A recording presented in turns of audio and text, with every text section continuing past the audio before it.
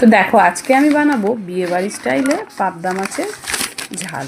পাবদা মাছের ঝালটা আমি বানাবো সর্ষে দিয়ে, সর্ষে পোস্ত দিয়ে। তো এখানে প্রথমে কয়েকটা পাবদা মাছ 5 পিস মতো ভালো করে কেটে ধুয়ে রেখে দিয়েছি। আর এখানে একটা পেস্ট আমি তৈরি করে নেবো, যাতে আছে সাদা সর্ষে, 2 চামচ মতো পোস্ত, 4টে কাঁচা লঙ্কা আর 4-5টা রসুন দিয়ে 10 মিনিট ভিজিয়ে রেখে এটা একটা পেস্ট তৈরি করে নেব। এবারে এখানে আমি ভালো করে পাবদা মাছটায় হলুদ, লবণ আর সর্ষের তেল দিয়ে ম্যারিনেট করে নেব।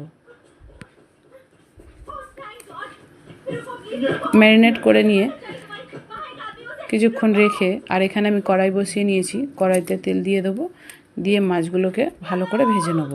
তো তার আগে চলো শুনে নাও কিছু টিপস।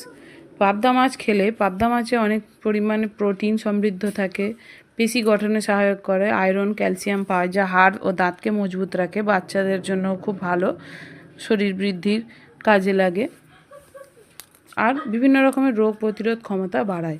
এটি খুব সহজে হজমও করে, আমাদের শরীরে ত্বক আর চুলের জন্যও খুব উপকারী। তো দেখো কতগুলো গুণ আছে এই পাবদা মাছে। এদিকে দেখো আমার কড়াইতে তেল গরম হয়ে গেছে, আর আমি এবারে এক এক করে মাছগুলোকে ভেজে নেব। মাছগুলোকে বেশ ভালো করেই ভেজে নিচ্ছি। জানি না কে কীরকম মাছ খেতে পছন্দ করে, কিন্তু আমি মাছ ভালো করে ভেজেই রান্না করি।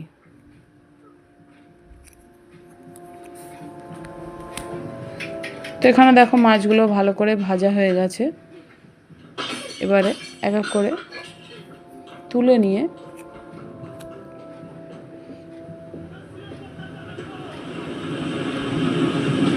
যেহেতু তেলটাও অনেকটা বেশি আছে, তো তেলটাও একটু কমিয়ে নেব।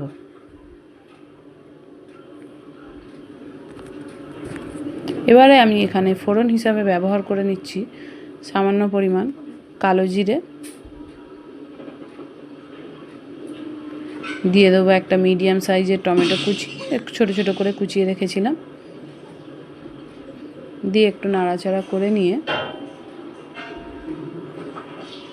এবার আমি এখানে দিয়ে দেবো 1 চামচ মতো হলুদ গুঁড়ো,